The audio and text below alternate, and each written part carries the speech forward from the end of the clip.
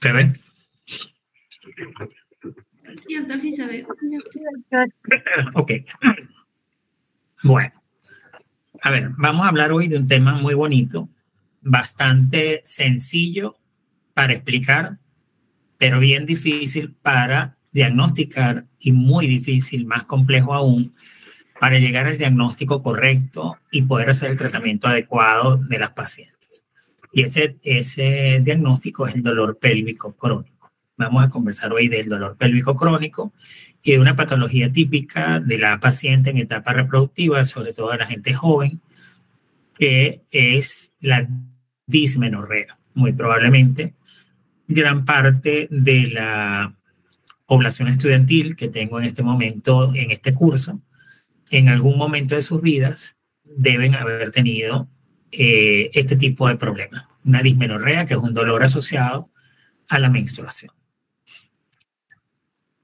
Pero antes de comenzar, no puedo dejar pasar felicitar a todas las madres de este curso y especialmente un saludo a sus mamás, a sus abuelas, a sus tías, a todas aquellas personas que aún sin tener hijos se han dedicado a la labor de formar o de formarnos, de educarnos, de protegernos, de darnos amor, de enseñarnos valores.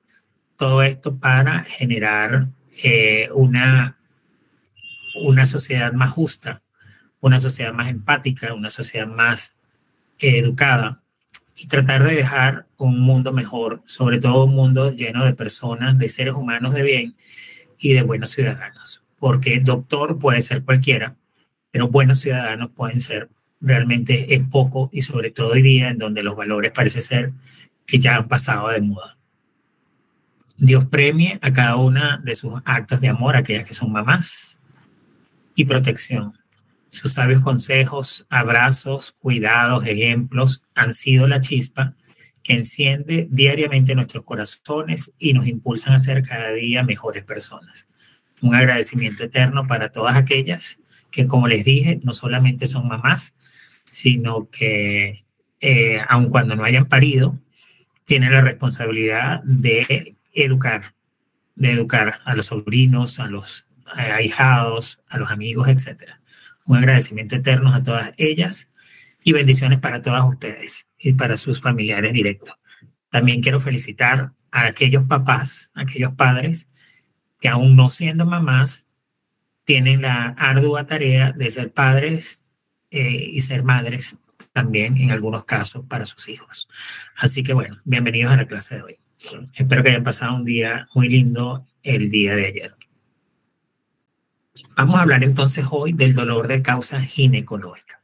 Lo primero que tengo que decirles es que según el sílabo vamos a hablar del dolor pélvico crónico. Sin embargo, cuando uno lee la literatura se da cuenta de que este es un diagnóstico que realmente debería pensar en un futuro si lo seguimos llamando dolor de causa, dolor crónico, dolor pélvico crónico, o realmente el nombre más adecuado sería probablemente en un futuro dolor de causa ginecológica. Y es que hablar de dolor pélvico es hablar realmente de una patología que no es, como les dije, es relativamente sencilla de explicar, pero es muy difícil poder hacer el diagnóstico definitivo porque esto es una patología que es multifactorial, es compleja, sabemos poco de ella, sobre todo de la etiología de ella, y más que todo lo que nos dedicamos en la mayoría de los casos es hacer tratamientos sintomáticos o a tratar de pacientes.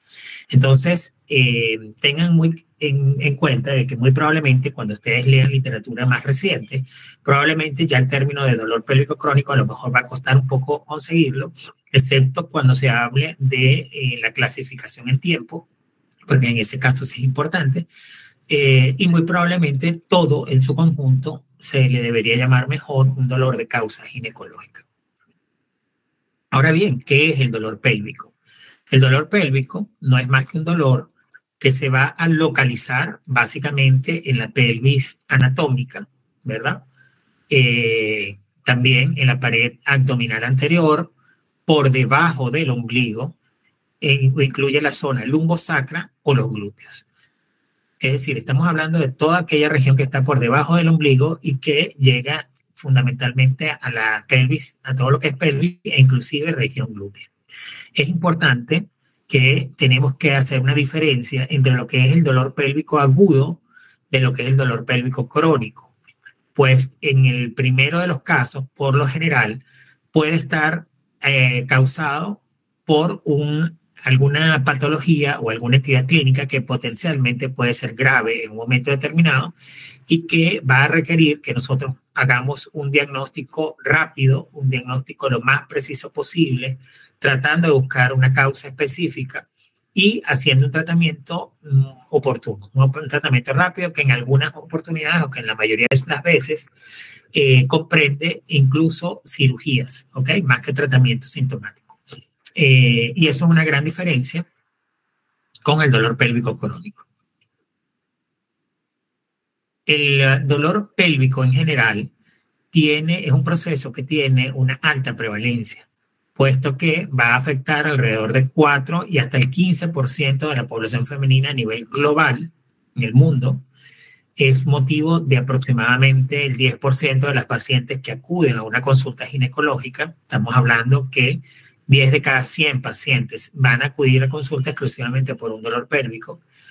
Es el motivo de hasta el 12% de las histerectomías a nivel también global, mundial, y del 40% de las famosas laparoscopias que están realizadas por patologías benignas, simplemente para la verificación de la causa de este proceso patológico.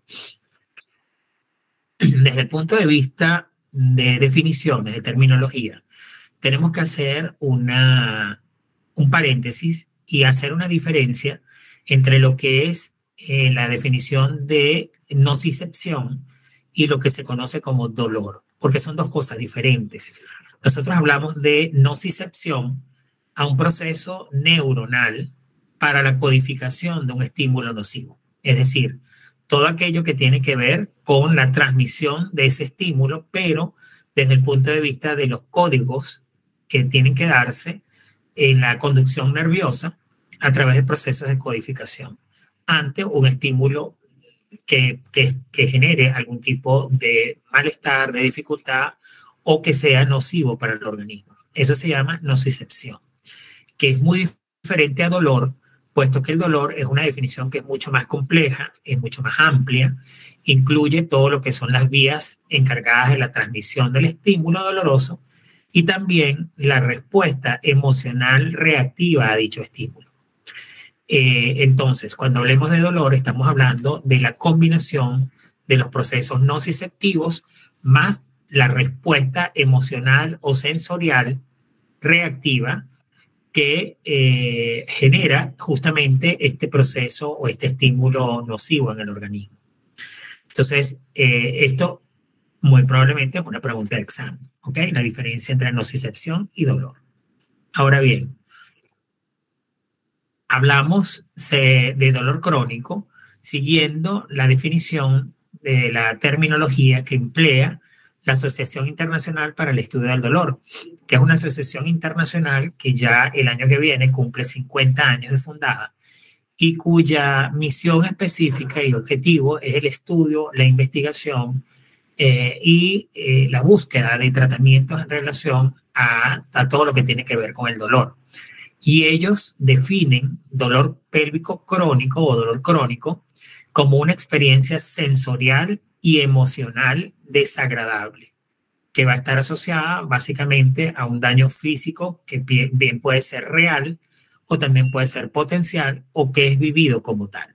Es decir, no solamente es realmente algo objetivo, es decir, un dolor o algo que está generando el dolor desde el punto de vista orgánico, sino que también cubre un área importante que es el área subjetiva, ¿ok? Es como traspasar la línea entre el objetivo y lo subjetivo, puesto que, como muy bien lo dice la definición, puede estar asociada no solamente a la agresión física como tal, o al probable daño que ya de por sí la persona cree que puede llegar a sentir. Por ejemplo, cuando ustedes están en un juego no sé, de béisbol y la pelota viene hacia las gradas y ustedes creen que les va a hacer daño, ya ustedes sienten, es decir, como que se ponen en juego toda una cantidad de experiencias que pueden ser emocionales, desagradables, incluso de experiencias pasadas o incluso sensoriales, como en este caso, en donde ya ustedes se ven amenazados por algo que les va a generar algún daño físico y que aunque no les dañe, ya es potencial, o casos como en los que ya hayan vivido tal agresión. Por ejemplo, no sé, personas que fueron abusadas cuando niñas y que muy probablemente esto va a generar en el futuro daños importantes en el momento de, no sé, de, por ejemplo, tener el contacto sexual como tal, etcétera, en donde muy probablemente la persona se van a activar algunos mecanismos psicológicos para generar un dolor o percibir un dolor cuando a lo mejor no lo hay y es simplemente algo psicológico, pero que una experiencia pasada, y por eso lo dice la definición, vivida, una experiencia pasada puede generar también ser un agente causal en un momento determinado para la percepción de un dolor, y en este caso del dolor crónico.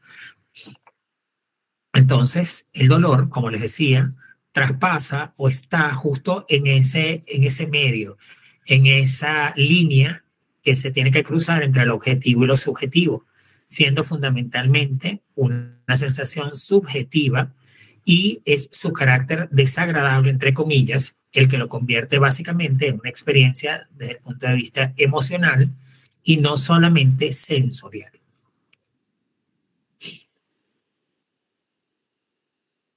Desde el punto de vista de la clasificación del dolor, lo podemos clasificar según su duración en dos tipos. Podemos hablar de un dolor agudo y podemos hablar de un dolor crónico. Un dolor agudo, como su palabra lo dice, ¿verdad? Va a ser un dolor que se va a instaurar producto de una noxa que lo genera.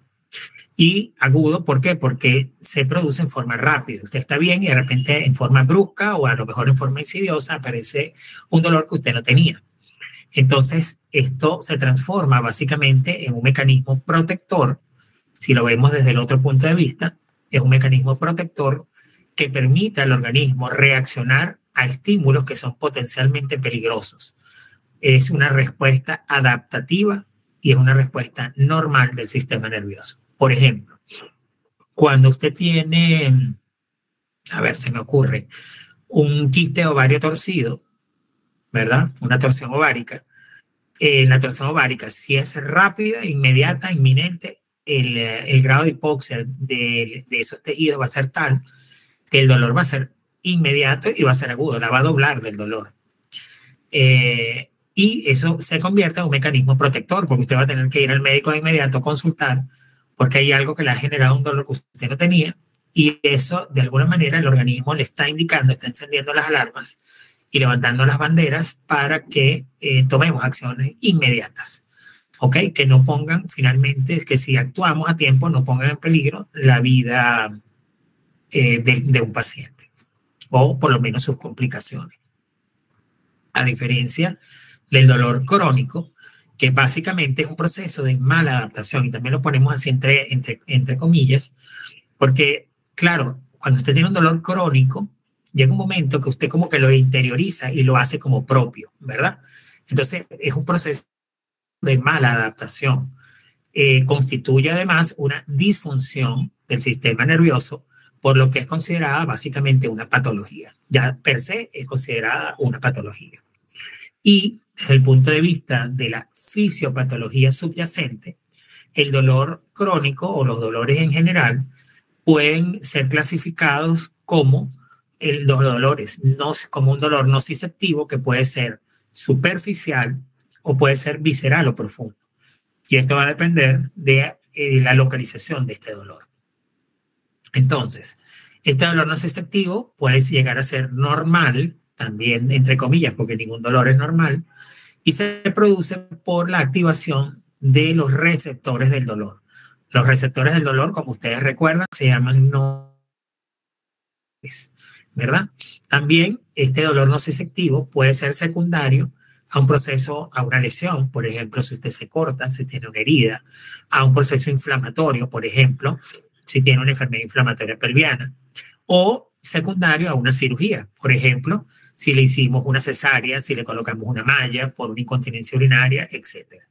También es considerada, desde el punto de vista de la fisiopatología subyacente, como una respuesta que es fisiológica a una agresión.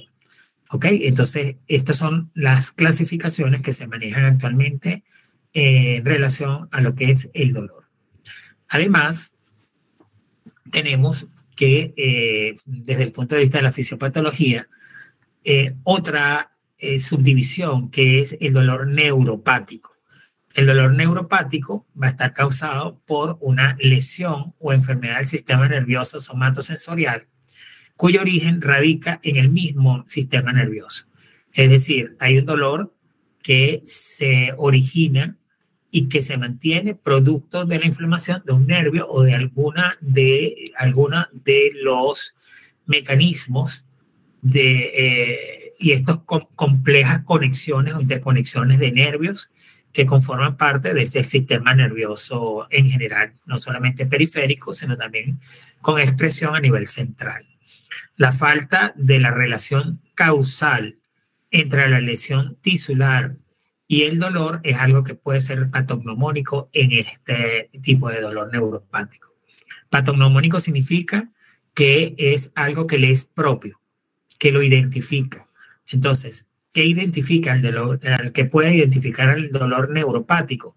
Que no haya una relación causa-efecto entre la lesión del tejido y el dolor. Quiere decir con esto que yo puedo tener un dolor, por ejemplo, en el nervio pudendo, que es muy común a nivel de los dolores de la región pélvica, y no necesariamente tiene que estar ligado, por ejemplo, a un pinzamiento del nervio. Probablemente no lo hay. Probablemente no hay nada que lo explique. Y esto es lo que hace difícil el manejo del dolor crónico. Cuando hablamos de dolor, tenemos que hablar de otros términos que son importantes definir, como la hiperalgesia. La hiperalgesia es una respuesta fisiológica, pero es anormal en relación con la intensidad del estímulo. Hay personas que tienen un umbral del dolor bajo, por ejemplo, y usted, no sé, por ejemplo, medio lo rozas y brinca a la persona. Eso les va a pasar mucho a veces cuando estén evaluando a un paciente con dolor pélvico crónico, donde están involucrados múltiples factores, incluyendo los psicológicos, que usted cuando manda a acostar a la paciente en posición de litotomía y apenas va a tocar el área pelviana, ya la paciente brinca, como que si eso le hubiera generado un gran dolor, pero es que para ella le va a generar un dolor importante. Es lo mismo que ustedes van a notar cuando hay pacientes que presentan dificultades para mantener relaciones sexuales y que ustedes le van a interrogar y le van a preguntar, bueno, tú tienes poca actividad sexual, ¿por qué? Ah, porque me duele. Entonces la pregunta que sigue es, ¿te duele más cuando estás en el juego sexual, cuando inicias la relación sexual o cuando estás al final de la relación sexual, cuando terminas? Y muy probablemente la paciente les va a responder antes de empezar o empezando. ¿Por qué? Porque seguramente está involucrado algún tipo de antecedente que le fue traumático en alguna oportunidad de su vida y esto le está generando esta respuesta que es fisiológica pero anormal en relación con la intensidad del estímulo. Probablemente ustedes medio la están rozando y ya esta persona siente dolor. La sensación experimentada por la paciente realmente es muy desagradable y es aberrante además.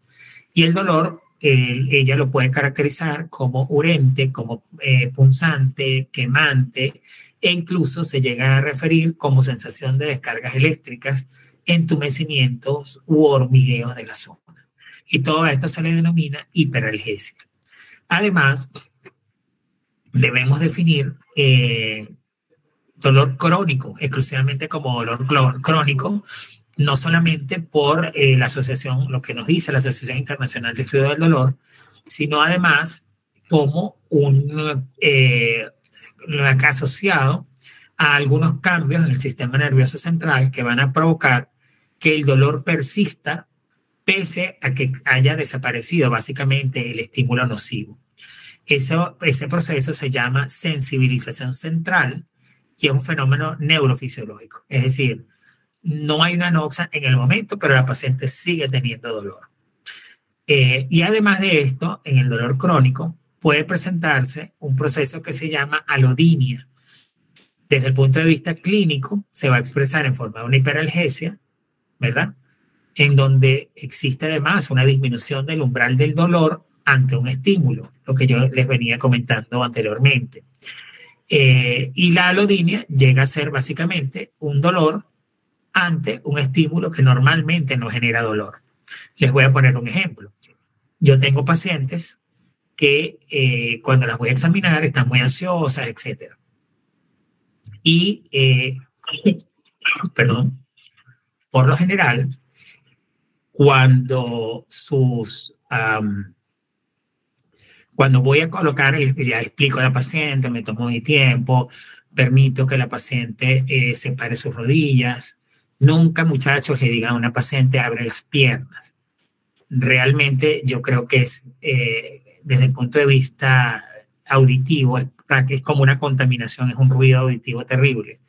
Y puede ser considerado en algunos países como una falta al respeto y al pudor del paciente. Traten siempre de decirle que por favor esté tranquila, calmada, que ustedes van a tener el tiempo suficiente para ellas, que cuando esté lista para su exploración, por favor separe las rodillas. Y esto ocurre cuando ya ustedes le han chequeado desde la punta del cabello y han bajado hasta los pies. ¿Ok? Para dar tiempo que la paciente se desestrese, que tome confianza, que haya una relación médico-paciente más acertada y no simplemente llegar, porque es ginecología, a revisar cuello uterino como que si cuello uterino o vagina fuera una porción independiente del cuerpo y del ser humano. Entonces siempre piden permiso cuando ustedes van a evaluar a un paciente. Hasta para ocultar a un paciente piden permiso. Van a chequear mamas, piden permiso, te voy a examinar las mamas, permiso, antes de revisar la bata o lo que tenga la paciente colocado. Entonces, me ha ocurrido que estas pacientes, ya uno las conoce porque son pacientes normalmente ansiosas, lloran fácilmente dentro de la consulta, tienen la habilidad emocional, etc. Y ustedes le tocan solamente la parte externa con un hisopo de algodón, de esos que usan para limpiarse los oídos, y solamente con eso y la paciente brinca, pega un grito, etc. Y eso se llama alodinia, dolor ante un estímulo que no es doloroso. El dolor pélvico agudo es un dolor que es de consulta frecuente en las urgencias ginecostétricas. Su inicio, como les decía, es bastante rápido, es bastante brusco y en algunas oportunidades, dependiendo de la patología, puede presentarse como de intensidad variable. Su diagnóstico diferencial debe ser multidisciplinario, sobre todo cuando el dolor pélvico agudo puede estar relacionado con patologías del ámbito ginecológico, pero también del área urológica, gastrointestinal, vascular, metabólico, musculoesquelética, entre otras especialidades. Y en este caso, la clave específica para realmente hacer llegar al diagnóstico oportuno es tratar de identificar algunas situaciones que van a comprometer la vida de la paciente. Y esto va a ameritar, por supuesto, un rápido diagnóstico, un tratamiento que sea inmediato y básicamente, en algunos casos, un abordaje quirúrgico solamente de ser necesario. Desde el punto de vista de la etiología que genera este dolor agudo, las causas, como les dije, son múltiples, yendo desde las ginecológicas como las gestaciones extrauterinas, la enfermedad inflamatoria pélvica, la torsión del no anexo, un cuerpo lúteo hemorrágico, la dismenorrea primaria, los abortos, la ruptura de un quiste anexial, la endometritis, entre otras causas, pero estas son las más frecuentes.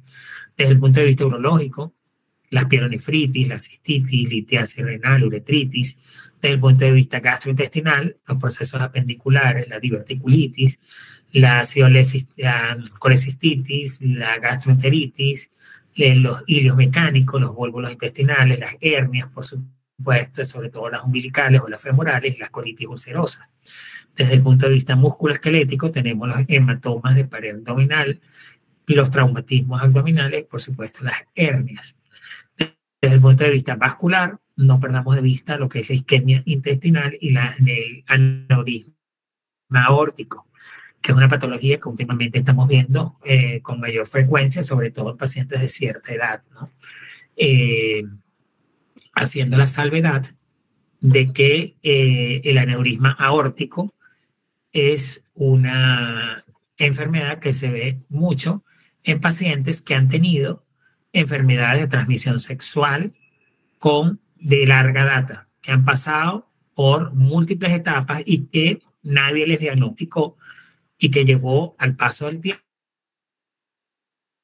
específica en la que nadie diagnosticó y probablemente la causa más común de muerte es una ruptura de este aneurisma aórtico. Jimmy, dime qué enfermedad de transmisión sexual está altamente relacionada con aneurisma aórtico en etapas tardías y ya justo cuando el paciente ya no es transmisor de enfermedad y esto puede ser junto con la enfermedad meningovascular, con los procesos hepáticos y con otros procesos, puede llegar a ser la causa de muerte específica por este proceso de aneurisma aórtico, que se da muchos años después de una enfermedad de transmisión sexual que acabamos de ver en el aporte anterior. Doctor, ¿el sífilis? Correcto. Entonces, gracias. Es Ramos, ¿verdad, Jimmy? Sí, doctor, dime Ramos. Gracias. Ok. Entonces, ciertamente, ¿verdad? Con este tipo de enfermedades, nosotros, por supuesto, lo vamos a ver a largo plazo, pero también hay otras causas de aneurisma aórtico que se ven en personas más jóvenes, ¿verdad? Que están en etapa reproductiva, como por ejemplo las malformaciones vasculares, ¿ya? Y por último, y no menos importante, las causas neurológicas, como por ejemplo puede ser un herpes zóster, una portadora de herpes zóster que cada cierto tiempo, cuando su sistema inmunológico se deprime, puede hacer brotes de la enfermedad y generar un proceso inflamatorio del nervio en el cual se aloja. Entonces, esta es parte de las causas neurológicas en el dolor agudo. Ahora bien, desde el punto de vista de la evaluación diagnóstica, fíjense que ya la cosa se nos empieza a complicar. Fíjense ya cómo empezamos a complicarnos aquí con el tema del dolor. Porque dependiendo de inclusive los cuadrantes, como si estuviéramos jugando el tic-tac-toe o la vieja, que decimos en algunos países, vamos a pensar en distintas situaciones que pueden ser causales de origen del dolor agudo. Por ello, la historia clínica es de vital importancia. ¿Por qué? Porque se dice que hasta en el 90% de los casos, ya solamente con una buena anamnesis, es decir, con un buen interrogatorio, una buena historia clínica, vamos a tener ya el dolor, vamos a tener básicamente ya dolor específico o por lo menos ya vamos a tener gran parte de la evaluación,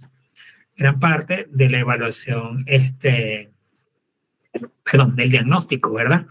En estos casos.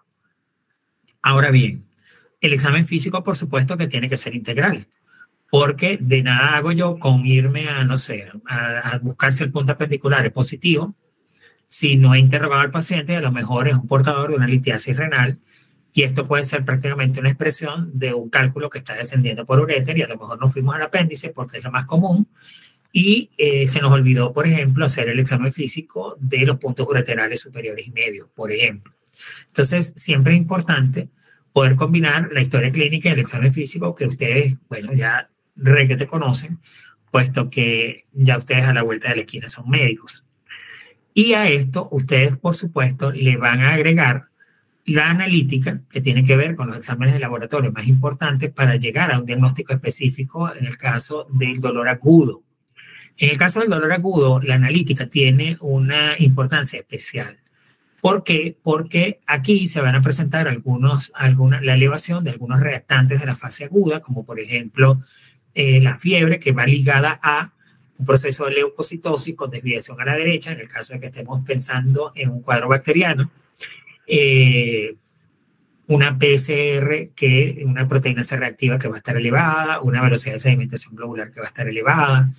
Un urocultivo puede ser muy importante porque a lo mejor un examen de orina básico nos va a dar una gran orientación y vamos a solicitar un urocultivo para por lo menos iniciar un tratamiento sintomático y después tener digamos, si se complica, pues tener el basamento, digamos, como el análisis específico para este tipo de casos. Aunque el urocultivo a veces no nos sirve mucho cuando es dolor agudo, porque, como su nombre lo indica, es agudo y nosotros tenemos que actuar de inmediato, ¿verdad? Pero sigue siendo como parte de los exámenes o los estudios más básicos en el dolor. Por supuesto que vamos a verificar todas las pruebas específicas necesarias para el descarte del dolor agudo, ¿verdad? Y por supuesto las imágenes. Las imágenes juegan un valor casi preponderante, fundamentalmente el eco transvaginal, puesto que este estudio, que es relativamente sencillo de realizar por manos entrenadas, nos tiene una altísima sensibilidad. No tanto especificidad, pero sí una gran sensibilidad para la detección de las patologías que causan dolor agudo. ¿Ok? Entonces, es un estudio que es económico y que en buenas manos puede llegar a terminar de confirmarnos el diagnóstico. Y no dejemos de lado la tan famosa laparoscopia, sobre todo sabiendo que la laparoscopia diagnóstica va a permitir llegar al diagnóstico etiológico definitivo hasta el 90% de las pacientes y a su vez va a ser útil como una vía de abordaje terapéutico en los casos cuyos tratamientos sean quirúrgicos. ¿Qué quiere decir esto? Quiere decir que una laparoscopia puede ser diagnóstica y terapéutica a la vez. Es decir, yo si tengo todavía dudas, aún habiendo hecho una buena historia clínica, una buena anamnesis, un buen examen físico, con buenos exámenes de laboratorio, y un eco transvaginal, y todavía yo tengo cierta duda en relación al diagnóstico, pues me puedo ir por una laparoscopia, por ejemplo, una causante del dolor agudo puede ser un síndrome adherencial, que me esté haciendo una torsión interna de alguno de los órganos. ¿Por qué? Porque hay pacientes que desarrollan este tipo de lesiones adherenciales producto de una cirugía anterior. Y la laparoscopia nos va a permitir no solamente entrar para ver el diagnóstico y confirmar el diagnóstico, sino que con el mismo procedimiento yo podría hacer adherenciolisis, liberar las adherencias presentes y se acabó el problema. Entonces, un procedimiento que era solo diagnóstico, yo lo puedo convertir en terapéutico, dando la solución respectiva a una patología importante que nos explica el dolor agudo. El tratamiento del dolor agudo es fundamentalmente específico de la causa que lo origine. Por ejemplo, en la gestación extrauterina, estamos hablando de un embarazo ectópico, que es muy común en personas jóvenes. El tratamiento ideal puede ser médico, pero también puede ser quirúrgico. Y todo esto va a depender de la localización de este embarazo ectópico y del tiempo que haya transcurrido del momento de embarazo. Entonces, nosotros podríamos hacer tratamiento con metotrexate, por ejemplo, y ver cómo ocurre la evolución clínica de la paciente, o simplemente entramos a la cavidad, bien sea por laparoscopia o por cirugía abierta, y hacemos, generalmente los ectópicos son en trompas, por lo general. Pueden haber otras múltiples localizaciones como ovárico, como localización cornual, como intraabdominal, etc. Y la resolución quirúrgica me va a dar una solución inmediata al problema. Por ejemplo, si es en el caso de las trompas, que es la más común, hacemos una salpingectomía y con eso estamos abordando el problema. Sin embargo, ¿verdad? Existen otras condiciones en las cuales, como les dije, el tratamiento es fundamentalmente específico, como el quiste ovario torcido. En el quiste ovario torcido, justamente por esa dificultad que existe para poder irrigar ese tejido, el órgano entra en un estatus de hipoxia, que es el que va a generar un edema importante de ese estroma ovárico y va a dar, por supuesto, señalizaciones previas como exámenes alterados a la analítica, como dolor a la historia clínica, y además de eso, a la ecografía vamos a observar por ejemplo, si fuera ovario, o sea, es un ovario torcido, pero si fuera un ovario que se está torciendo, vamos a observar un aumento en el volumen general con predominio de la corteza o del estroma y con importantes quistes que incluso pueden ser grandes o folículos bastante grandes dentro del estroma ovárico. Y en estos casos el tratamiento definitivamente es quirúrgico. La gold estándar sería por la paroscopia, pero si no tenemos el recurso o no tenemos el adiestramiento, pues hay que resolver igual a cirugía abierta, en donde vamos a distorsionar, por llamarlo de alguna forma, a este ovario. Y en el caso tal de que el compromiso haya sido tan importante, se haya tardado tanto tiempo, lamentablemente el tejido entra en un proceso de necrosis, de hipoxia-necrosis, que no nos va a permitir rescatarlo y vamos a tener que irnos a una oophorectomía o una salpingectomía o una oophosalpingectomía, dependiendo del compromiso o de necrosis de este ovario. Pero además, dos causas adicionales que generan mucho dolor pélvico agudo son la enfermedad inflamatoria pélvica, que ya la vimos en la evaluación anterior, que además de eso, pues ya ustedes recordarán que los signos clínicos tienen que ver con dolor, que generalmente es un dolor insidioso o agudo, puede ir o no acompañado de fiebre, y que tiene algunas otras características desde el punto de vista clínico que son las que nos van a hacer sospechar de que estamos ante la presencia de una enfermedad inflamatoria pélvica. Esa pregunta me la va a contestar Indira Naya. Indira, dime cómo caracterizas, es decir, desde el punto de vista clínico ginecológico, porque ya te dije las generales, fiebre, dolor, pero desde el punto de vista ginecológico, ¿cómo sospecharías de una enfermedad inflamatoria pélvica? Sería, doctor, con el dolor tipo cólico. No te escuchamos, Indira.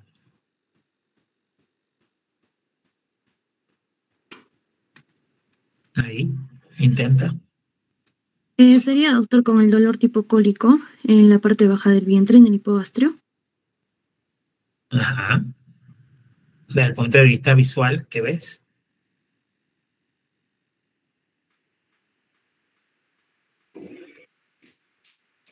¿Qué ves en el cuello uterino para sospechar de enfermedad inflamatoria pélvica? Sería, doctor, la presencia de una masa anexial y el signo, ¿cómo se llama? De Frenkel, que sería el dolor a la movilización del cuello uterino. Dolor a la movilización, eso no es visual, eso es al tacto, ¿verdad? Pero, ok. Y a la visualización, cuando tú ves el cuello uterino, pusiste el espéculo y ves el cuello uterino y ves el óseo, el orificio cervical externo. ¿Qué puedes ver allí? Perdón, que te haga pensar en una enfermedad inflamatoria pélvica. El flujo, doctor. Más que flujo, ¿cómo se llama ese flujo? Porque el flujo puede ser blanquecino, tipo cristal. Bueno, en este caso es mucopurulento. Mucopurulento, muy bien. ¿Y qué gérmenes están involucrados allí? Que son dos gérmenes que casi siempre cuando hay uno va el otro de la mano. Son los más comunes para la gonorrea, doctor, y la clamidia. Neisseria y clamidia. Y muy bien. ¿Y cuál es el tratamiento específico de primera línea? Te voy a ayudar. La ceftriaxona, doctor. Ceftriaxona, muy bien. ¿Cómo la colocas? ¿Cómo la colocas? ¿Tomada o cómo? Es vía oral, doctor, la ceftriaxona. Ceftriaxona. Ceftriaxona. Ceftriaxona. ¿Cómo es el protocolo de la CS? ¿Qué dice? El tratamiento es vía oral. ¿Estás segura? Ceftriaxona. Rosefin. Sí, doctor, a ver, a la que me recuerdo es vía oral, 1 gramo cada 24 horas. A ver, ¿quién le ayuda? ¿Quién levantó la mano?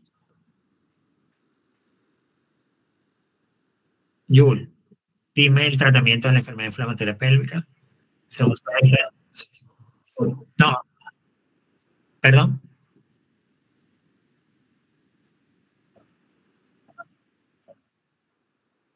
Ajá,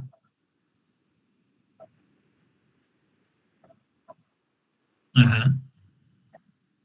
¿Cuántas veces la ceftriaxona? ¿Cuántas veces? Perfecto, unidosis. ¿Qué más? Perfecto. ¿Cada cuántas horas? ¿Cada cuántas horas la doxiciclina?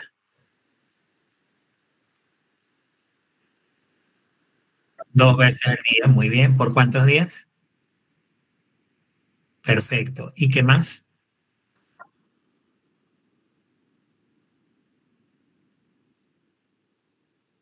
¿Estás seguro?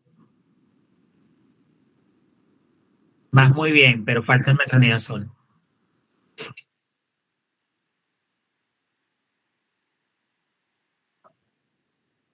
2 gramos en el caso de clamidia, pero cuando hay una enfermedad inflamatoria pélvica, las guías 2021 para enfermedad de transmisión sexual dicen otra cosa.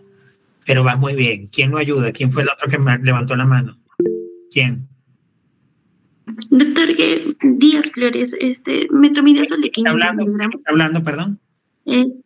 Helen Díaz, doctor. Helen Díaz, ok, Helen, dime.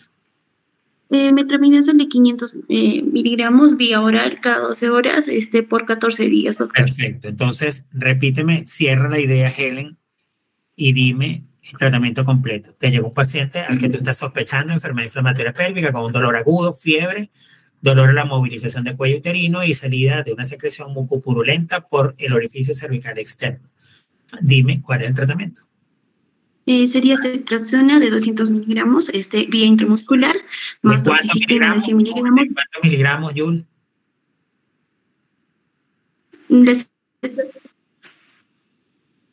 500, doctor. Ceftriaxona. ¿De cuánto? 500, ok. 500, sigue, Helen. Más doxiciclina de 100 miligramos, también vía oral, cada 12 horas por 14 ¿De cuántos días. miligramos? No te escuché. ¿De cuántos miligramos? De 100 miligramos, doctor. Ajá. ¿Cuántas veces al día? 2 veces al día. ¿Por cuántos días? Por 14 días. Perfecto. Por 14 días. Perfecto. Y finalizamos con metronidazol de 500, también por vía oral, cada 12 horas, por también 14 días. Ok, perfecto. Miren, muchachos. Si a ustedes les llega una enfermedad inflamatoria pélvica, que les va a llegar, júrenlo que les va a llegar dentro de su serum, y ustedes no lo saben tratar o lo tratan mal, que no me entere. ¿Ok? Que no me entere yo. Porque se los estoy diciendo, así como les digo, esto es pregunta de examen, también les digo que esto es una enfermedad que es típica, y que en el Cusco se ve así como para lanzar confetis al cielo.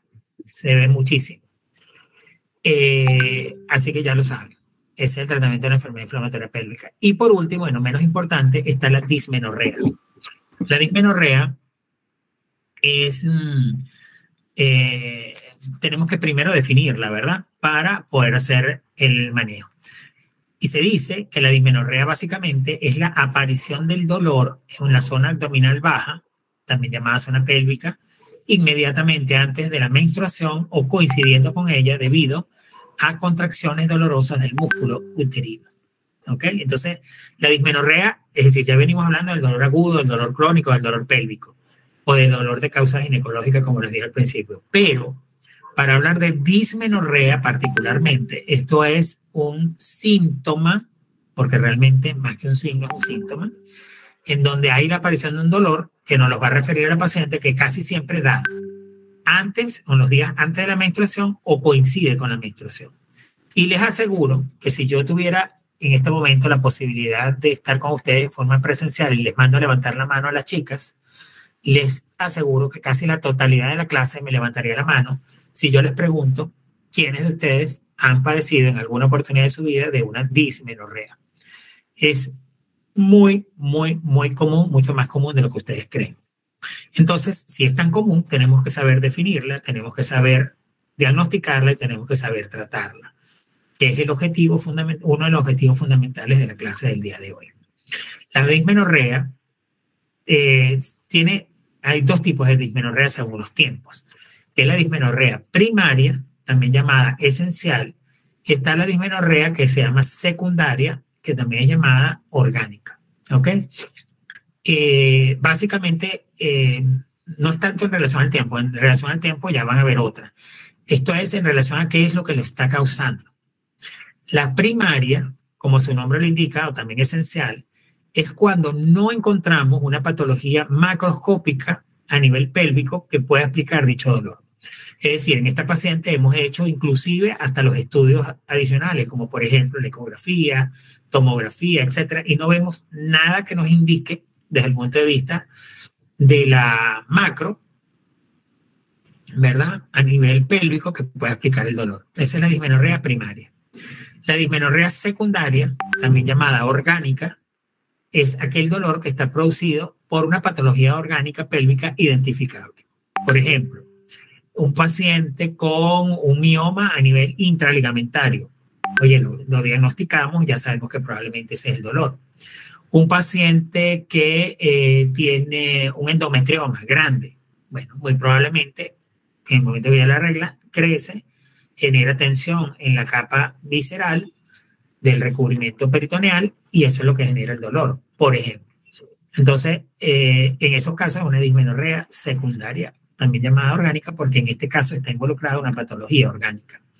Ahora, desde el punto de vista de las causas, las más frecuentes en la dismenorrea secundaria son la endometriosis, que ya vimos una clase de endometriosis, que si yo preguntara en este momento cuánto es la incidencia de endometriosis, se la deberían de saber porque la acabo de preguntar en el examen. Tenemos la adenomiosis, que es, vamos a ver quién me dice que es una adenomiosis, también lo mencionamos para las clases pasadas. Adenomiosis. ¿Quién se atreve? Rápido. ¿Qué es una adenomiosis? Doctor, Quintanilla Berríos. Ajá. Sería la presencia de focos endometriósicos en el músculo liso del útero. Correcto. Eso es un proceso adenomiótico. Endometriosis es también una endometriosis, pero a nivel, sus focos están dentro del músculo uterino, a nivel miometrial. Entonces, cuando está a ese nivel se llama adenomiosis. Muy bien, Quintanilla, gracias.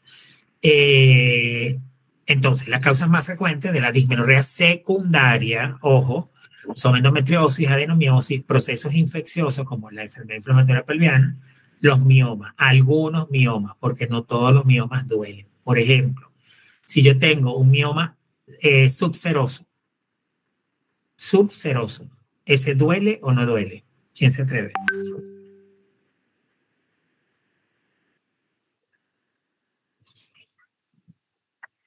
El mioma subseroso, ¿duele o no duele? Sí duelen, doctor. ¿Quién dice que sí duele? A ver. Cruz Trujillo, doctor. Milagros Cruz. Cuéntame, Milagros. ¿Hay alguien que diga algo diferente a Milagros? Estoy hablando de un subseroso. Doctor, ¿Duele? no. Asintomáticos. No ¿Cómo? duelen. No duelen, doctor. ¿Quién dice que no duele? Cana Cáceres, doctor. Cana. Ok. ¿Y alguna tercera persona que nos saque de dudas? Porque una dice que duele y otra dice que no duele. ¿Quién tiene la razón?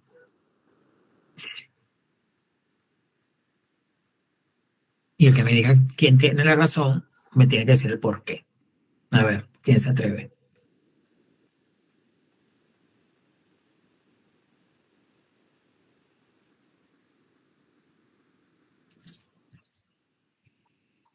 Bueno, los miomas, dependiendo de la localización, o sea, la respuesta es, puede ser que una tenga la razón y la otra también. Porque a veces pueden doler y a veces no. Pero normalmente los subserosos no duelen. Normalmente. Excepto cuando están involucradas algunas estructuras nobles importantes cercanas a la zona donde aparecieron.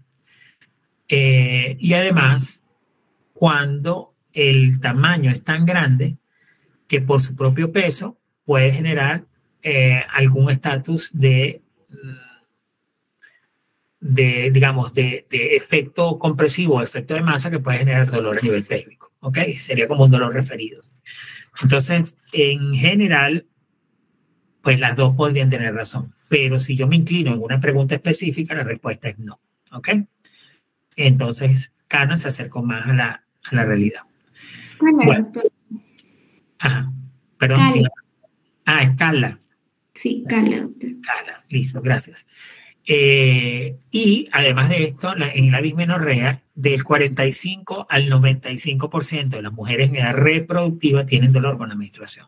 Entonces, fíjense, si es tan amplio como 95%, quiere decir que 9,5, y como no existe media, 9,5 es casi 10, o sea que casi la totalidad de la población femenina, sobre todo jóvenes en edad reproductiva, han tenido en alguna oportunidad de su vida un estatus de dismenorrea. ¿Ok? Entonces, como les digo, si yo hiciera en este momento una encuesta o pudiera hacerles levantar la mano, les aseguro que podríamos verificar estas tasas, ¿no? Estos porcentajes de presencia de la enfermedad. La mayoría de estas mujeres, como les acabo de decir, son jóvenes y tienen dismenorreas primarias, ¿ok? Aquellas en las cuales no encontramos una patología a nivel pélvico que nos pueda explicar el dolor.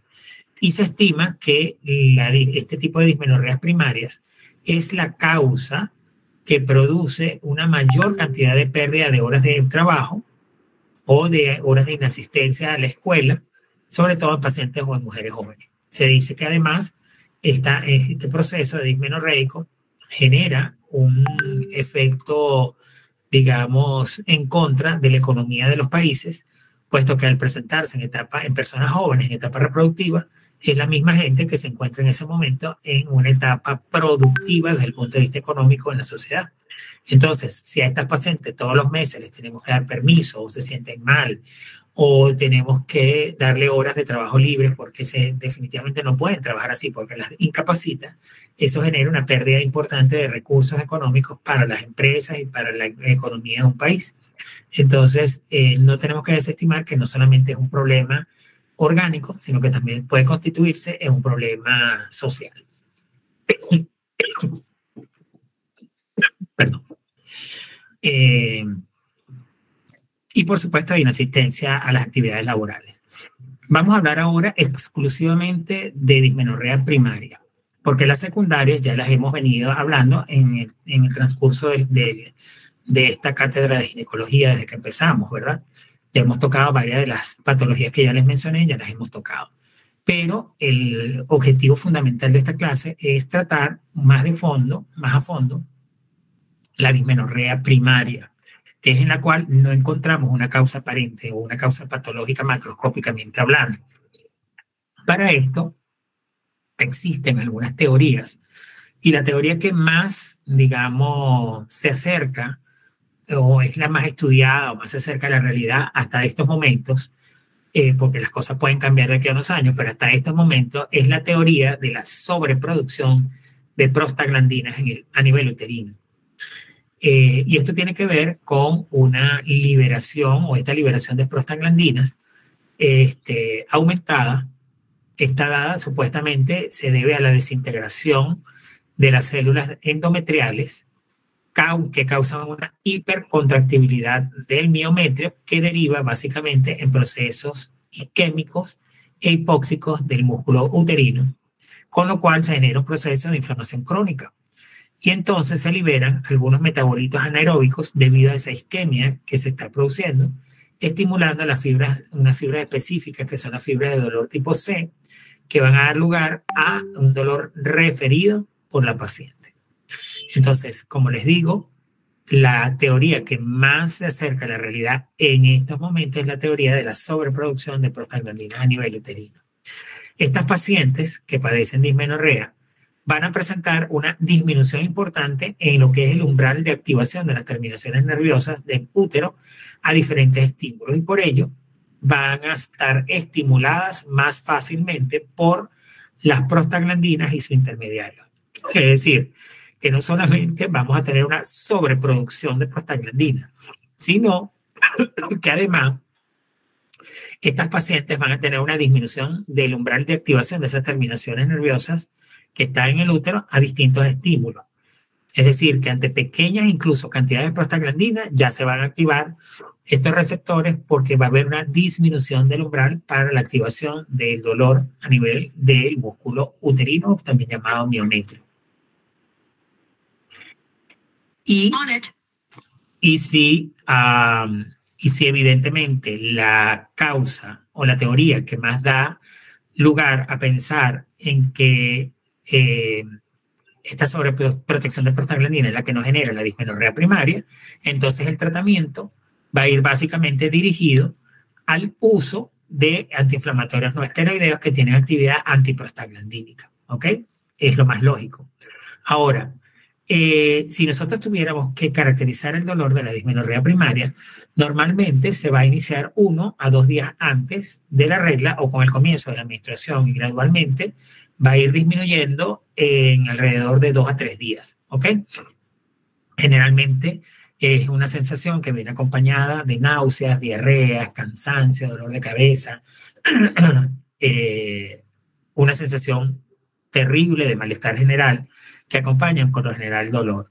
Son todas estas causas lo que generan que las pacientes prácticamente se incapaciten durante ese día o esos días que mantienen este tipo de procesos, porque pues evidentemente ¿quién puede trabajar así? Es muy difícil, sobre todo en los casos de dismenorreas primarias que son severas. Un factor, digamos, una característica que es muy común y que además de eso pueden solaparse o que comparte característicamente es la diarrea. A veces no se presentan las náuseas, pero la diarrea es una constante o puede ser una constante que también se puede presentar en los casos de endometriosis. Pero en la dismenorrea primaria la diarrea puede estar presente. El diagnóstico de la enfermedad se realiza básicamente mediante lo que siempre hemos dicho, ¿verdad? Una buena historia clínica, un buen interrogatorio, una anamnesis adecuada. Pues lo más probable es que en este caso de dismenorrea ya el examen físico no juegue un papel tan importante. Muy probablemente la exploración ginecológica aquí va a dar negativa. Probablemente no vamos a tener causas desde el punto de vista orgánico. Y entonces se convierte, o el objetivo tiende a ser a buscar que el tratamiento sea el de por lo menos aliviar el dolor. ¿Ok? Que es básicamente como que el objetivo real de cuando uno trata de dismenorrea. Y para ello, el tratamiento, como les acabo de decir, serían los inhibidores de la síntesis de prostaglandina, ¿ok? También llamados antiprostaglandínicos. Es decir, estos son medicamentos que son antiinflamatorios no esteroideos, o sea, los famosos AINES, ¿verdad? Como los derivados del ácido arilpropiónico, entre ellos tenemos el ibuprofeno y el naproxeno, que dicho sea de paso, ambos medicamentos son fantásticos para mejorar estos procesos dismenorreicos, ¿ok? Incluso ustedes pueden colocarlos en las pacientes que ya son habituales en este tipo de manifestación, pueden colocarlo 2 días antes del momento que llegue la regla, sobre todo en las pacientes que son bien menstruadas o en aquellas que saben cuando ya la regla sienten, cuando ya la regla les va a venir, que comienzan a tomar el medicamento cada 4 horas o cada 6 horas, dependiendo, en dosis mínimas de mantenimiento, por ejemplo, ibuprofeno en 200 miligramos, no en 400, tomarlo 2 a 3 días previos, cada 8 horas, para que ustedes vean cómo el dolor muchas veces va a estar abortado o minimizado, ¿ok? Los anticonceptivos hormonales orales también han resultado muy buenos medicamentos para el manejo de la dismenorrea primaria, sobre todo los hormonales combinados, orales. Son y siguen constituyendo el tratamiento de elección para este tipo de patología, sobre todo cuando la mujer también desea evitar el embarazo. Es decir, genera una doble función, ¿ok? Actúa en una doble forma. Los anticonceptivos orales combinados van a su mecanismo de acción es inhibir la ovulación y reducir básicamente el grosor del endometrio. Por lo que si disminuyes el grosor del endometrio, ya no va a ocurrir todo aquello que habíamos hablado como parte del proceso inflamatorio por la lisis de las células endometriales, por lo que disminuyen el volumen de la menstruación, la síntesis de prostaglandinas y mejora la dismenorrea. En la dismenorrea primaria también han dado que hablar en la actualidad, desde hace algunos años para acá, que aparecieron los endoceptivos, que no son más los endoceptivos que dispositivos intrauterinos, pero que en su constitución tienen una cantidad específica de una progestina que se llama levonorgestrel. Entonces, a este tipo de endoceptivos se le ha dado el nombre de sistema de liberación intrauterino a largo plazo, o también se les llama DIU liberadores de levonorgestrel. ¿Ok? Y como ustedes lo ven acá, es igual a un dispositivo intrauterino o a una T de cobre, o por lo menos no es igual, pero es muy parecida, pero tiene la particularidad que en su base tiene un medicamento que se llama levonorgestrel que se va a, cada 24 horas, va a liberar una sustancia que va a actuar a nivel local en cantidad de 0.02 miligramos de levonorgestrel. Generalmente este tipo de aparato genera con el tiempo, después de 3 meses, genera una amenorrea secundaria, es decir, la persona no ve regla, con lo cual no quiere decir que no ovule o que haya entrado en etapa de menopausia. Porque la gente se asusta mucho, doctor, desde que me puse ese medicamento no veo la regla. Claro, es que no la vas a ver porque el medicamento está haciendo efecto. ¿Lo vas a ver con cuál? Con el ADIU, con el dispositivo intrauterino, la T de cobre, lo vas a ver, pero con este no, va a llegar un momento que va a ser poco, hasta el momento que se elimina, porque esta sustancia que se llama levonorgestrel, que es una progestina exclusiva, actúa a nivel local, a nivel de las células endometriales, no actúa a nivel sistémico, y al liberar esta sustancia solamente allí, va a generar una atrofia de las células endometriales, con lo cual no va a haber endometrio de crecimiento mes a mes, y con lo cual la paciente va a sangrar lo menos posible o no va a sangrar mientras tenga el dispositivo. Cosa que se revierte inmediatamente o a los 30 días después de eliminar el producto, ¿ok? Cuando ya haya transcurrido los años. Generalmente, este es un medicamento que se coloca y tiene un tiempo de duración de alrededor de 3 años, aunque las últimas investigaciones nos dicen que lo han aprobado hasta por 5 años, ¿ok? Entonces, este es otro medicamento que se ha visto que ayuda muchísimo en la dismenorrea primaria. Ahora bien, vamos a ver qué es el dolor pélvico crónico, ¿verdad? Entonces, si recapitulamos, en las primeras diapositivas hablamos de la definición de la Asociación Internacional para el Estudio del Dolor y ahora, ¿verdad? El Colegio Americano de Obstetricia y Ginecología lo que hace es hacer un compendio de las distintas definiciones y nos dice que el dolor pélvico crónico no es más que un dolor que es no cíclico. Cuidado con eso en el examen. Es un dolor no cíclico de 6 o más meses de duración que se va a localizar en la pelvis anatómica. La pared abdominal anterior, que es por debajo del ombligo, la zona lumbosacra, los glúteos, que ya les dije que se trataba de la zona básicamente de lo que se llama pelvis, y que es de severidad suficiente para causar una discapacidad funcional o hacer que se busque cualquier tipo de atención médica. Esto es cómo debemos manejar el dolor pélvico crónico. Por supuesto, este tipo de dolor afecta enormemente la calidad de vida de las pacientes, puesto que genera una carga mental, física, un estrés emocional que limitan las capacidades o que generan procesos de capacidad disminuida y que tiene no solamente una afectación desde el punto de vista de la calidad de vida de la persona, sino que además tiene un impacto socioeconómico importantísimo ante la ola de ausentismo laboral y de permisos. ¿Ok? Y por último, no menos importante, un impacto en la sexualidad. Generalmente las pacientes que sufren de dolor pélvico crónico son pacientes que no disfrutan de su relación sexual o de su vida sexual y por tanto les cuesta mantener o llegar a un orgasmo, les cuesta tomar la iniciativa para tener relaciones sexuales, entre otras muchas manifestaciones que puede dar el dolor pélvico crónico en la esfera sexual. El dolor pélvico crónico, como les hemos ya estamos construyendo su pensamiento, Ya ustedes ven que entonces es de carácter multifactorial y de etiología poco desconocida, lo cual hace que el diagnóstico y el manejo sean complejos y que se puedan dar desde el punto de vista etiológico múltiples zonas en donde pueden manifestarse como un dolor pélvico crónico sin necesidad de que se trate específicamente de una causa ginecológica. Dentro de las causas ginecológicas de dolor pélvico crónico, las más comunes, como ya les dije, son las endometriosis o adenomiosis, los miomas uterinos, las enfermedades inflamatorias pélvicas y la vulvodinia. ¿Qué es la vulvodinia? Es dolor en la región vulvar, ¿ok?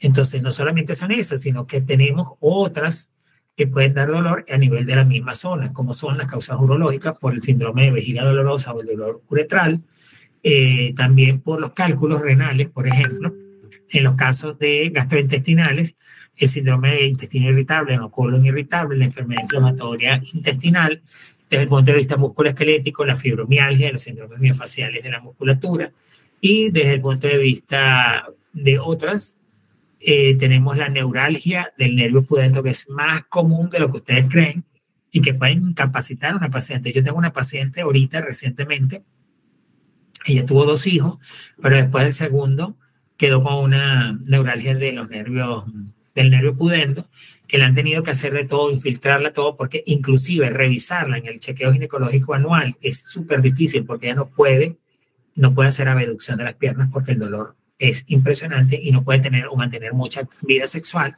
porque cada vez que tiene relaciones el dolor es insoportable. Desde el punto de vista de las fibromiálgicas, recuerden que la fibromialgia solamente le da a pacientes que tienen algún inmunocompromiso o que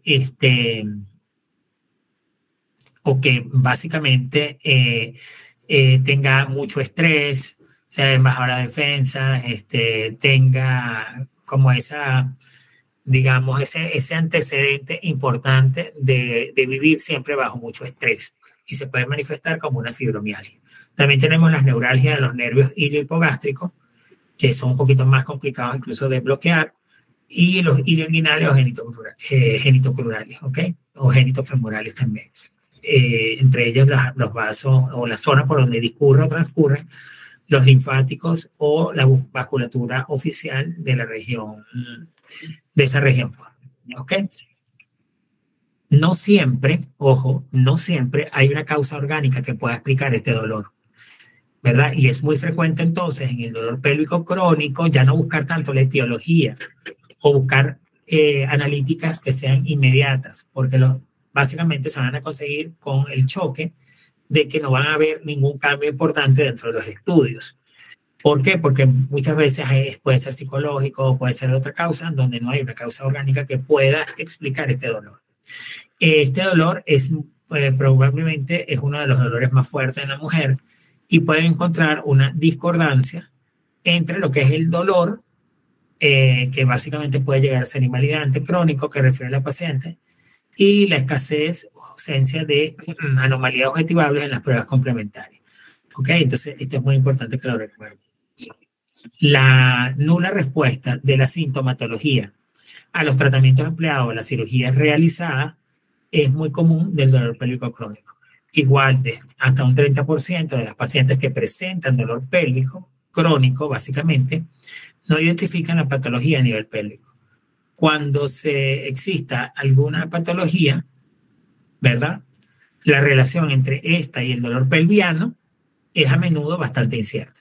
Quiere decir que en dolor pélvico crónico las pautas de manejo y de tratamiento son diferentes a las del agudo. En el agudo, recuerden, buscamos causa, buscamos operar, buscamos para el tratamiento inmediato. ¿Ok? En la crónica no, porque en la crónica incluso a veces usted no sabe ni qué mandarle a un paciente porque no consigue una causa real, pero la paciente sigue manifestando su proceso doloroso.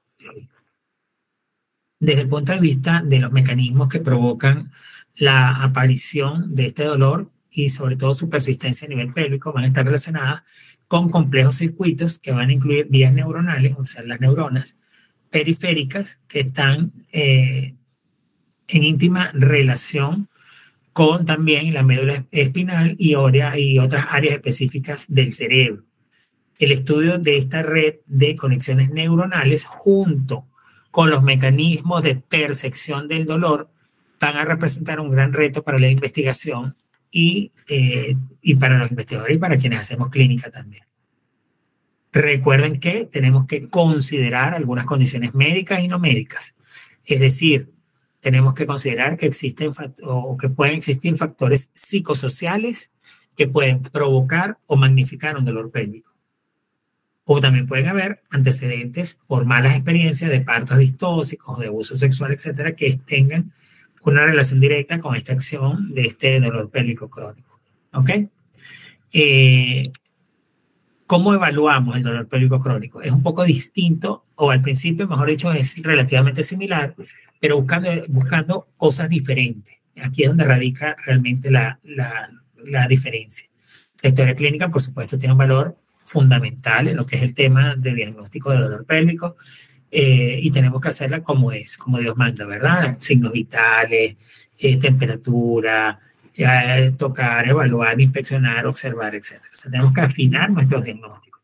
Y muchas veces, sin embargo, como estamos hablando de una evaluación diagnóstica de un proceso crónico, muy probablemente no vamos a conseguir una patología orgánica. Entonces, la analítica aquí nos juega un rol tan importante como en la fase aguda, donde les dije todo lo que se aumentaba, pero sí nos puede dar un interés de cómo está la persona desde el punto de vista emocional, desde el punto de vista de su tranquilidad, de sus condiciones psicosociales.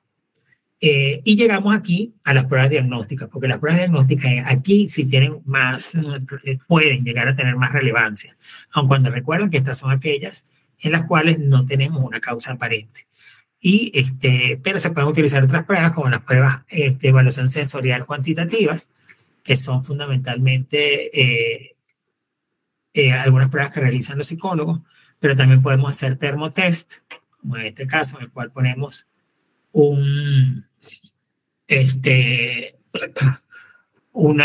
pieza, ¿verdad?, que va a ir directamente a la zona del músculo en la cual tenemos dificultades, y va a emitir unas cargas lentamente al principio, unas cargas de corriente, que después poco a poco se las van a ir modificando según como sea la temperatura de la zona en la que están probando la prueba de evaluación sensorial cuantitativa. Pero también tenemos otros test, como el test del ergómetro de presión, en el cual, ¿verdad?, tenemos un dispositivo que está conectado a una, ¿cómo se llama esto?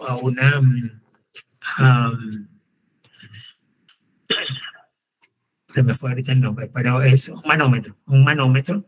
Vamos a tener un manómetro en el que vamos a ir reflejando la presión que estamos ejerciendo, porque esto lo ponemos directo a la piel, en las zonas donde ella dice que tiene dolor, y vamos a ver hasta dónde aguanta ese dolor, o a qué nivel se presenta el dolor una vez que haya iniciado la actividad como tal.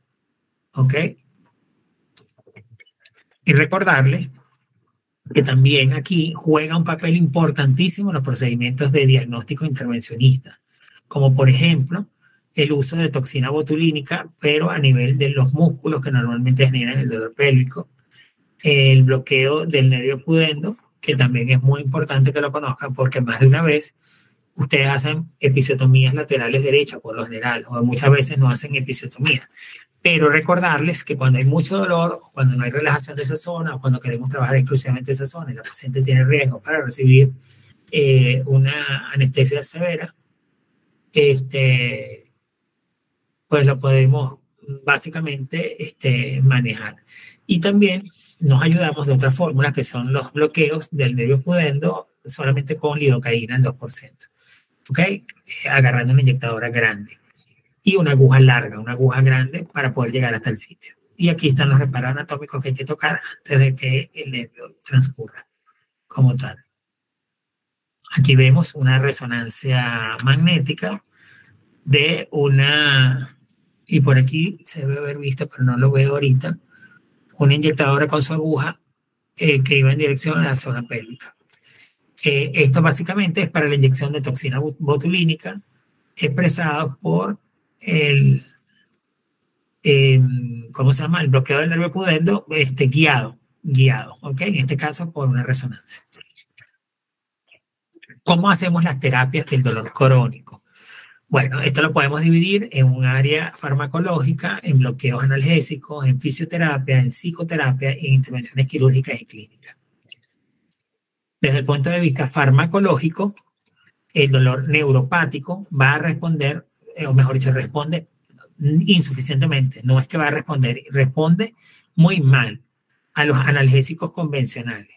Por eso que ustedes ven que cuando están en presencia de dismenorrea, si toman acetaminofén, por ejemplo, no les va a curar tan rápido como tomar ibuprofeno o naproxeno, puesto que el efecto analgésico no es tan bueno a este nivel.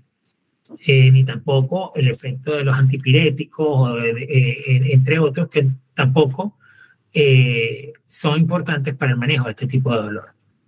Sin embargo, existen algunos fármacos que tienen un efecto moderado severo, a todas estas a sabiendas de que el dolor pélvico crónico tiene que ver más con lo que yo les comentaba, es decir, la conjunción de algo que no es patológico con algo de sensorial y algo psicológico. Entonces, en estos casos, los antidepresivos tricíclicos y los antiepilépticos pueden ser perfectamente fármacos cuando la paciente tiene dismenorrea moderada o severa o un dolor pélvico crónico.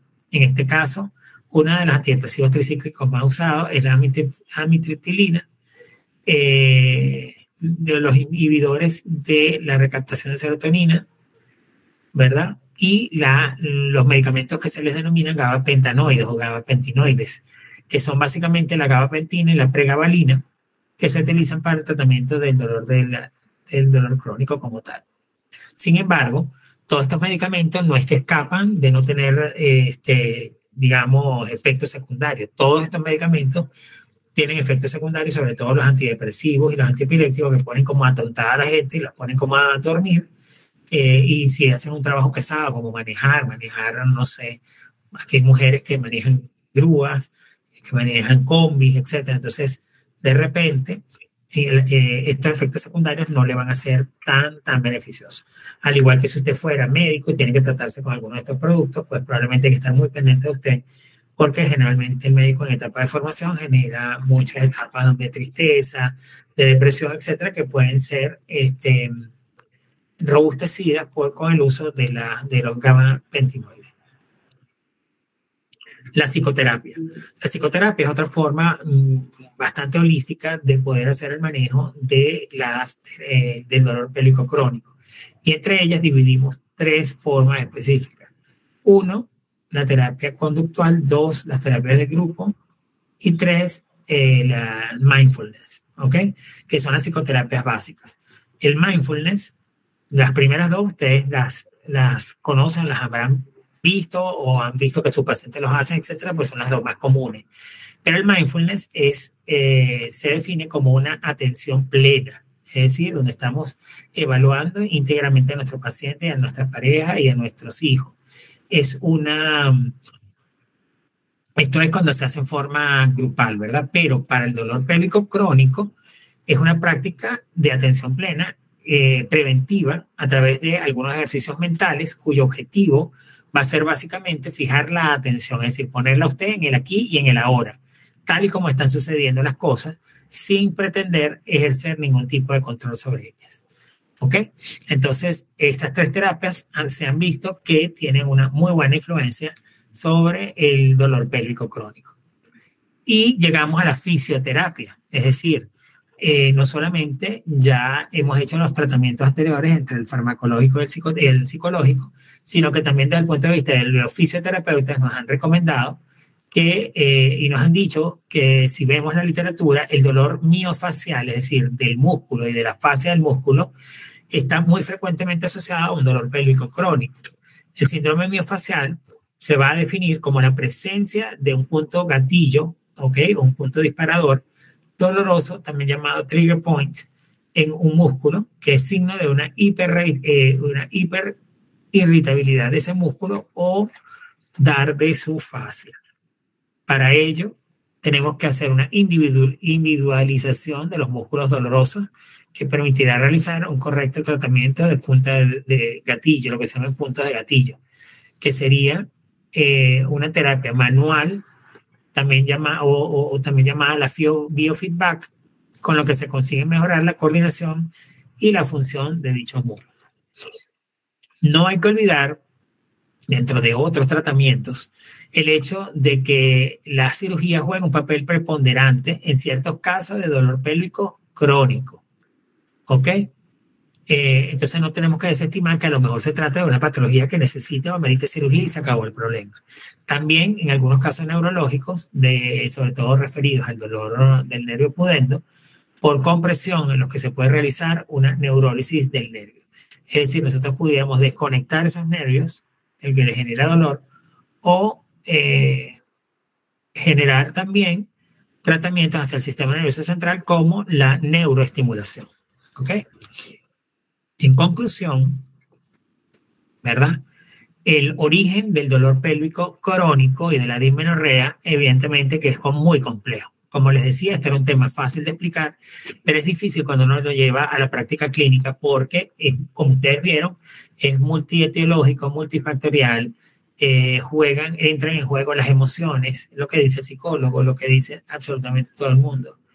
Y bueno, afortunadamente tenemos un basamento para buscar por órganos y sistemas a ver si conseguimos una causa de la patología que nos está generando el dolor. Pero además, ¿verdad? Tenemos múltiples etiologías. No sabemos a ciencia cierta qué es lo que lo genera, solamente hay teorías. Y cuando hay teorías es muy difícil llegar en investigación a tratamientos no autorizados. ¿Ok? Puede no tener una causa orgánica, como ya se los he dicho varias veces. Es primordial la identificación del dolor pélvico entre el agudo y el dolor pélvico crónico. Existe, es muy importante, una asociación del dolor pélvico crónico y otros síndromes dolorosos, como por ejemplo la fibromialgia, como el síndrome de piernas inquietas, esas personas que no pueden dejar las piernas quietas, o la misma migraña. ¿Ok? Está cada vez más establecida junto con este tipo de pacientes. ¿Ok? El dolor pélvico crónico, además, es solo una expresión más de una enfermedad generalizada, una expresión de una enfermedad generalizada. No debemos considerar este dolor como un síntoma de una patología orgánica, sino como el signo de una disfunción de la regulación de los mensajes dolorosos de la pelvis, y por lo tanto su tratamiento definitivamente debe ser global y debe embarcar o debe incluir a todos los receptores, ¿verdad?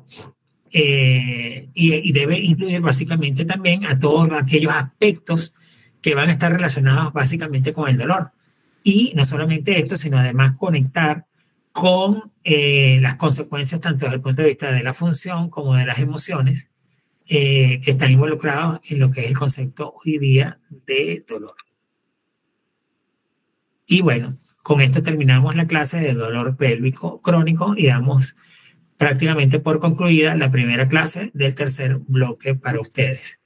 Les recuerdo que no quiero terminar la clase sin dar dos anuncios importantes. El primero de ellos es que en dolor pélvico lo primero es no hacer daño. Primum non nocere. Primero no hacer daño. Esto nos lo dijo nuestro padre antecesor, que fue Hipócrates, padre de la medicina.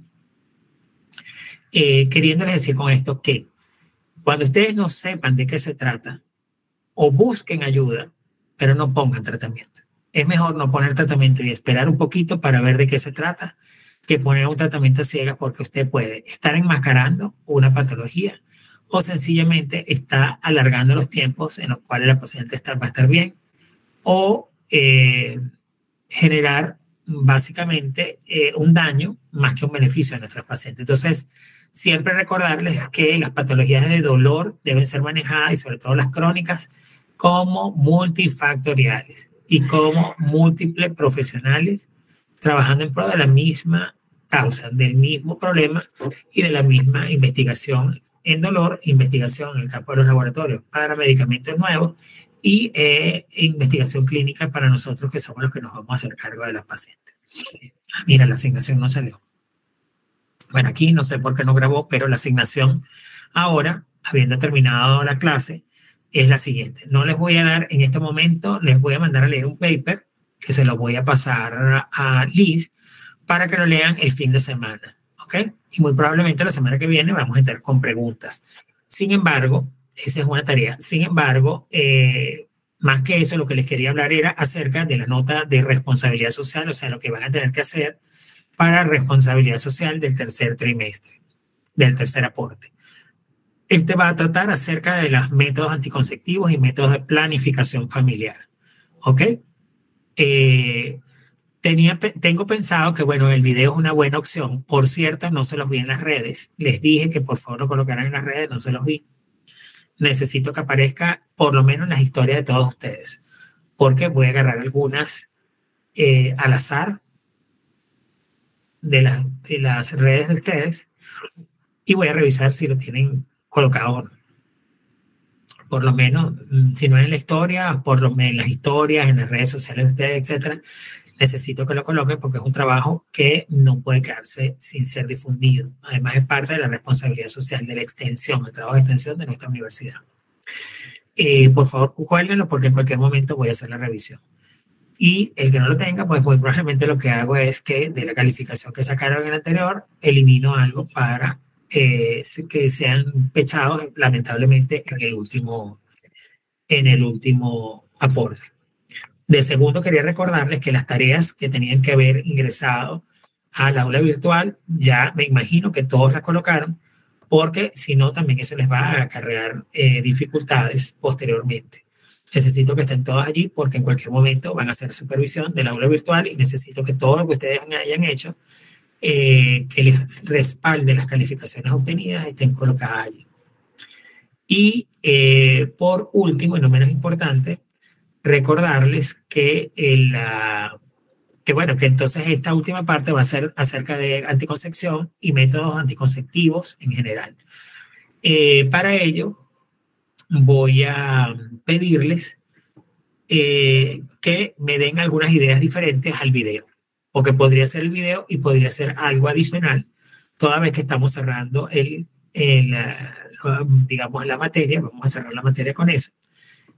Yo hubiera querido hacer de repente unos pequeños stands o repartir algún material en la universidad o en algún centro comercial, pero ahí es un poco más difícil porque hay que pedir los permisos, o visitar alguna escuela e ir al quinto de secundaria y conversar acerca de estos temas, etc. Lo dejo a criterio de ustedes, lo van a discutir con vuestra delegada de curso y me lo van a hacer saber para el miércoles, por favor, qué sugieren como parte de la responsabilidad social del tercer trimestre. Algo que no le genere problemas a nadie y que sea básico para completar la integración de la responsabilidad social en el curso de ginecología. ¿Ok? El video va, sí o sí, pero vamos a buscar una segunda forma de que ustedes se visibilicen. Puede ser a través de conseguir, por ejemplo, una entrevista en la radio, una entrevista en la televisión, en el diario impreso, o ir a un colegio, como les dije, pidiendo los permisos, o haciendo campañas de concientización en la universidad, no lo sé. O sea, ustedes denme alguna idea y hagan un consenso y ya decidiremos. Y para terminar la clase de hoy, no la quiero terminar sin realmente agradecerles por esa deferencia tan especial que han tenido para conmigo, en donde las palabras se quedan cortas para expresarles realmente la alegría con la que recibí lo que yo digo que a veces se llaman caramelos divinos. Son caramelos que Dios nos manda para hacernos ver que estamos haciendo las cosas bien, que no estamos arando en el mar y de que nuestra sapiencia, nuestro conocimiento, nuestros recursos, los dones que hemos recibido, de alguna manera los estamos agradeciendo a través del legado que podemos dejar en cada uno de quienes hayan sido nuestros alumnos. Para ustedes realmente vaya mi gratitud infinita. Como les digo siempre, Dios ha sido bueno, cada día definitivamente yo encuentro motivos para agradecer a la vida, y ese fue un día que agradecí muchísimo esa bondad tan maravillosa que tuvieron ustedes de votar, y fue de forma única, es decir, fue por voto único, por decisión unánime, que me hayan elegido como uno de sus dos padrinos. Les agradezco enormemente esta deferencia. Como le dije a Alicia, a la otra delegada de curso, que además les hicieran saber a ustedes, estoy muy contento, muy feliz por la denominación, y haré todo lo posible, por supuesto, por acompañarles ese día en el Cusco, en el acto formal, en el acto protocolar de imposición de medallas. Son ustedes, o son estudiantes como ustedes, los que nos inspiran, y a mí en lo particular, a ser cada vez mejor y hacer que mi esfuerzo y el esfuerzo de todos los que trabajamos para la academia valga definitivamente la pena. Muchas gracias. Con esto damos por culminada la clase del día de hoy, y estoy atento a vuestros comentarios.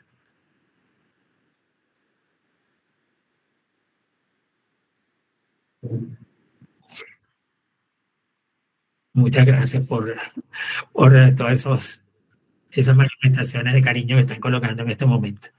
Bueno, a ver, déjenme chequear antes de irnos, tomar la fotografía respectiva. Y estamos terminando con la alarma que siempre ha caracterizado ya la marcación final, pero déjenme tomar la foto un momento.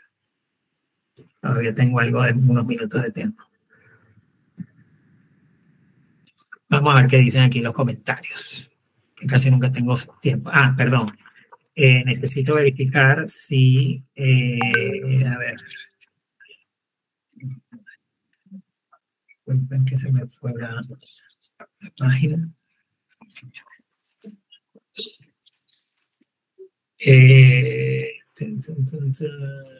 De Yanira Córdoba. Doctor presente, buenas noches. Disculpe, tuve algún percance al ingresar al comienzo de la clase, pero le puse en el chat el momento que yo ingresé a clases. Ok, perfecto. Ya te coloqué presente, pero por supuesto vas a contar Lanza. Pero gracias por informarme. A ver, Sofía Eliana Cana está averiado, pero igualito contestaste al final. Muy bien, doctor, por favor, Cruz Trujillo presente, ya estaba presente, Brandon estaba presente. De Yanira Córdoba ya me explicaste. María José, muchas gracias. Nicole, gracias a usted, doctor. Karen, muchas gracias. Diana también, muchas gracias. Karen, los queremos mucho, yo también los quiero a ustedes mucho. Lástima que no tengo esa posibilidad del contacto día a día con ustedes dentro de la universidad, pero siempre las puertas de la comunicación están abiertas para conmigo en cualquier momento que lo necesiten. A Kelly, muchas gracias, doctor. Midward, muchas gracias, doctor, por todo el apoyo. A Doris nos dice gracias, doctor. Y Judith, muchísimas gracias. ¿Quién más? Harold, muchas gracias. Iván Mejía, muchas gracias. María José, gracias por aceptar, doctor. A ver, será muy bonito poder conocerlo en persona y compartir ese momento con usted. Si Dios quiere, María José, nos veremos Dios mediante en esa fecha. Creo que me dijeron que lo anoté en agenda el día 16 de junio y ya. Sí, perfecto, gracias Liz por indicarme. Estoy a la espera de la carta formal para poder hacer los cambios respectivos y poder comprar el boleto aéreo para poder estar con ustedes. De Yanira me da las gracias, igual Indira, igual Jimmy. A ver, Jules, gracias doctor, esperamos verlo en persona y saludarlo. Igualmente Jules, Ana Gabriela, gracias. Gracias a usted. A ver, usted nos inspira mucho, oye, qué bonito. Gracias, Ana Gabriela. De eso se trata. Yo les dije el primer día que esto se trataba de aprender divirtiéndonos. Es decir, creo que hasta este momento hemos sufrido, hemos hecho esfuerzos, nos hemos sacrificado, nos hemos acostado tarde, pero creo que ha valido la pena el esfuerzo porque estoy seguro que más de uno de ustedes va a ser ginecólogo al final de esta introducción a la ginecología, y los que no van a ser ginecólogos estoy bien seguro de que cuando estén haciendo la valoración de sus pacientes, estoy segurísimo de que van a poder llegar a los diagnósticos más certeros. Gracias Yulisa, gracias Leila, gracias Juan Peñalosa, bueno, gracias a todos. Voy a marcar la salida y después de la marcada la salida, no sé si alguno de ustedes tiene algún comentario en este momento, mientras vamos terminando. Carmencita también nos escribió. Vamos a, yo voy a ir haciendo la marcación de salida, pero nos quedan un par de minutos. Si alguien tiene algún comentario, por favor lo puede hacer en este momento. Doctores, quedamos muy agradecidos todos los compañeros, incluso los chicos del grupo A y C, del B, perdón, de que usted haya aceptado ser nuestro padrino, ya que vamos a poder conocerlo en persona y sobre todo agradecerle por su tiempo que es tan valioso, por los valores, las virtudes que usted nos da cada clase, cada mensaje creo que llega al corazón de cada uno, ¿no?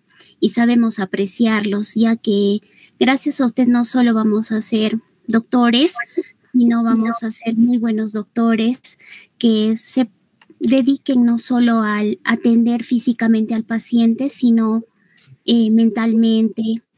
Y sobre todo, doctor, esa paciencia que usted tiene al enseñarnos, esa virtud, esas ganas que tiene al enseñarnos. Y la verdad, doctor, creo que a todos nos encanta la ginecología. Gracias a usted hemos aprendido muchas cosas que de repente no sabíamos. Al inicio hasta teníamos miedo de repente al curso porque no sabíamos cómo iba a ser. Pero ahora todos lo queremos, lo apreciamos mucho, doctor, y la verdad es que estamos ahorita con la expectativa, la emoción de conocerlo, abrazarlo y poder compartir un momento con usted. Desde ya la emoción, la alegría, el agradecimiento, doctor, y que Dios y la Virgen María lo bendigan y sea muy exitoso como hasta ahora en su labor, doctor. Lo queremos bastante. Oye, qué hermosas palabras. Lástima, lamento que a mí no me queda la grabación de esta clase, pero porque esas palabras ya, o sea, con esas palabras que sé que es en nombre como delegada, sé que lo estás diciendo en nombre de todos, Liz, son ese caramelo o nuevamente ese elixir que llena el alma de cualquier persona. Créeme que siempre tengo muchos años en esto y con cada grupo aprendo. Yo les enseño mucho, pero yo aprendo mucho de ustedes también. Es impresionante lo que yo logro aprender de ustedes, de sus historias, de sus vidas, de la resiliencia tan importante que ustedes han tenido de la que se han tenido que cargar y con la que han tenido que madurar para poder saltar todos los obstáculos que se les han presentado en este tiempo corto de vida estudiantil, que además se vive una sola vez, pero que son la columna vertebral, son la base, son las columnas propias de ese edificio que ustedes están construyendo como profesionales. Muchas gracias de verdad por esa palabra. María José nos dice, qué emoción, ahora quiero ser ginecólogo. Bueno, te espero en la Sociedad de Ginecología y Obstetricia, María José.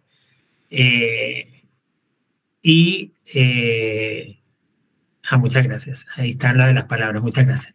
Listo. Bueno, jóvenes, ya vayan a descansar. Los que ya puedan descansar, los que tengan que hacer tareas. Y los que tengan otro curso, pues ingresen en su curso temprano para que no vayan a tener la tardanza. Feliz noche para todos y nos vemos el día miércoles de mediante. En el transcurso de la semana les hago llegar a través de Liz el paper, o a lo mejor un artículo, o a lo mejor puede ser un capítulo de un libro, para que refuercen algunas cosas y aprendan algunas cosas adicionales a las clases, que no se queden solamente con las clases que yo doy. Que tengan todos feliz noche, Midward, gracias. Muchas gracias a todos. María José, gracias a todos. Que estén muy bien, feliz noche. Hasta luego. Gracias, doctor. Gracias, doctor. Buenas noches. Que estén muy bien. Feliz noche. Gracias, doctor. Gracias, doctor. Buenas noches.